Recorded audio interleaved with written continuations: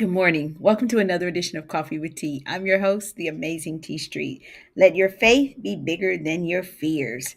That's my mug today. But can I tell you that coffee just slapped? Oh my God, it was so good just now. That first sip was amazing. Today's topic is a continuation of a series that I started last week called "Don't Skip the Process of Becoming the Unicorn," based off of the book "Become the Unicorn" by William Vanderbilt. Um, this book has been just really helpful to me in my own pursuits. And so I thought I would share it in a condensed form. And I still hope that you will go out, get the book, read the book. It was really, really good for me. And I hope that it will be good for you. But I have synopsized it into the 12 traits of a unicorn that he talks about in the book. And so far we've covered six. And today we're going to cover seven. So just as a recap, the first one, the fast. The second trait, the unicorn, is the authentic, the agile, the problem solver, the anticipator, the prepared. Those are the first six. And so now we're coming upon number seven uh, in the series. Don't skip the process of becoming the unicorn. If you missed any of the previous parts of this series, you can catch it on my YouTube channel, which is Amazing TEI Street, Amazing T Street on YouTube. You can pick that up and find all the other six parts of the series. So today, number seven, the self-aware.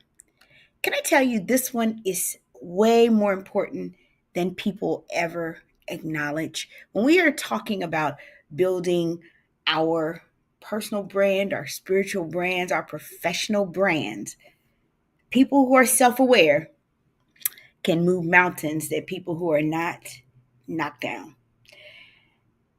Self aware means you understand your personal strengths, but it also means you understand your blind spots and the impact your strengths and your blind spots can have on you and other people.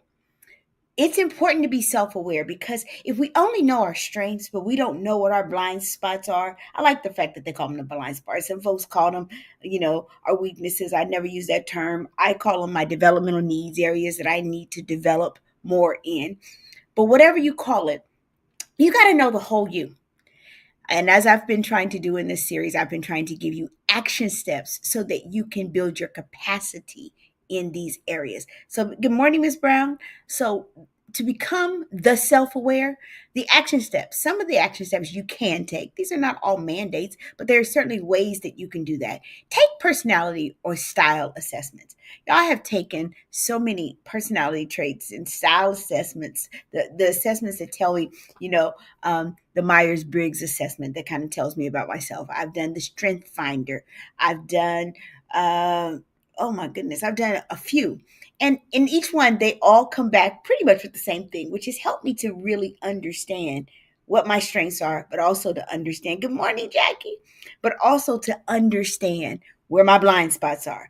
And in knowing my blind spots, I've been able to correct some of my blind spots, which has made me much more effective in the areas of my life where I want to be more effective. I want to be more effective in my spiritual life.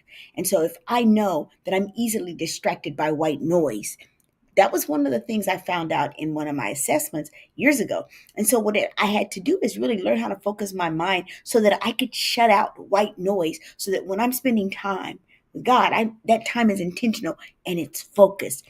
But had I not been aware of that, I would have still persisted in not understanding why I could not fully grasp things in the workplace, things in my spiritual life, and things in my emotional life. But understanding that is helpful. Request people give you a 360-degree feedback. If you've never received a 360-degree feedback assessment about yourself, whoo, let me tell you though, a 360-degree feedback survey is not for the faint of heart. If you got thin skin, you might as well go ahead and rip off all your skin and do it and ask God to give you a skin graft, an emotional skin graft, because a 360 is honest and it's to the point. But a 360 means people share with you all of who you are. Yep. I'm gonna say it like this. I subjected myself to one once in the workplace. And I'm grateful for it, but I ain't gonna tell y'all that it wasn't painful because it shined lights on areas that had been dark to me about me. But what I will tell you is that until the light was shined on it, I could not make those parts better. I couldn't see God to help me make those parts better. And I couldn't do the work to make them better because I didn't know because they were in darkness. The other thing you can do, journal your weekly reflections. What have you learned about you this week? We spend our time like, this week I learned that such and such ain't for me. I learned that everybody who riding with me ain't riding for me. You're learning all about these exterior people. But do you ever journal to ask yourself, what did I learn about T this week? I learned this week that I'm stronger than I thought that I was. I learned that there's some areas of growth that are essential for my ministry. And if I don't do more work in reading these things, I won't get better. Good morning, Deaconess Wendy. I love you. I won't get better if I don't do more research and reading. And so this morning I was up ordering things online because things are blowing my mind. The more I learn, the better I want to be. And so I'm journaling weekly so that I'm looking back going, girl, last week taught you that you can only push your body so far before it says, I'm not going any further.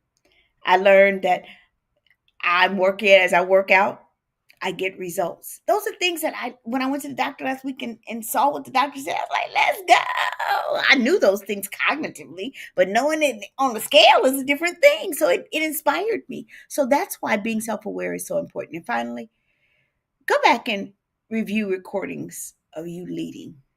Ask people to videotape you when you're leading something so that you get a chance to, I love you too, Wendy girl. Ooh, girl, so that when you go back and you get to like see yourself, how you see yourself is not always how you imagine yourself.